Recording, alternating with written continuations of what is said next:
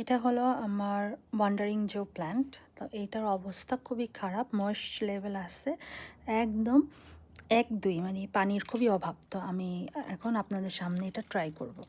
এই যে আমি পানি দিয়ে দিচ্ছি, এটাকে আমি একটু ওয়েট করব কারণ ঘরে অ্যাকচুয়ালি হিটার চলতেছে, তাও ওয়েট হয়নি। এটা পানি দেওয়া হয়েছে তো মাত্র, আর একটু পানি লাগবে। এই গাছটা যখন গরমে থাকে, মানে সামারের সময় এত সুন্দর হয়, আর উইন্টারে এই গাছের চেহারা মানে খুবই খারাপ হয়ে যায়। কত পানি দেওয়া হয়েছে, তাও এখন এটা ময়েশ্চার লেভেল মানে নিচ পর্যন্ত পানি পৌঁছায় নেই, আরও যাবে আরও।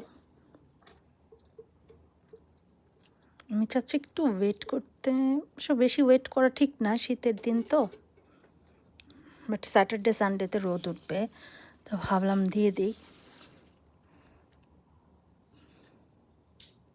তারপর 6। আচ্ছা, আপনাদেরকে জানা আছে এই ওয়ান্ডারিং জোতে কি মাটি লাগে? PH level. এখন আমি একটু পিএইচ লেভেলটা ট্রাই করব।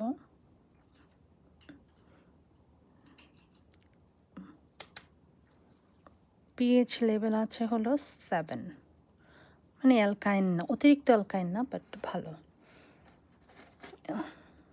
এইবার আবার ড্রাইটা দেখি, মানে এইটাকে আমি পানি দেই না মানে বোঝাই যায়, মানে এইটার অবস্থা খুবই খুবই ড্রাই।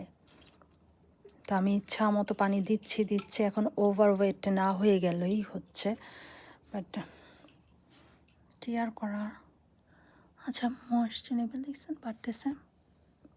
এটা কিন্তু খুবই মজার যে যখন পানি সে পাচ্ছে তখন তার লেভেলটা বাড়তেছে।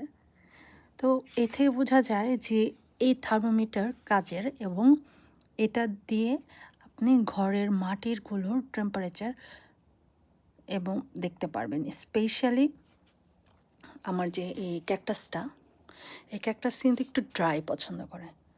আজকে এটা পানি দেওয়া হয়েছে, আর এটাকে একটু ময়েশ্চ করে রাখলাম আজকে। আর এর আগের ভিডিওতে দেখেছেন এটাকে তো পুরো ওভারওয়েট করে ফেলেছে, সরি বেলি গাছটা। জানি না কি হবে, দেখি কি হয়।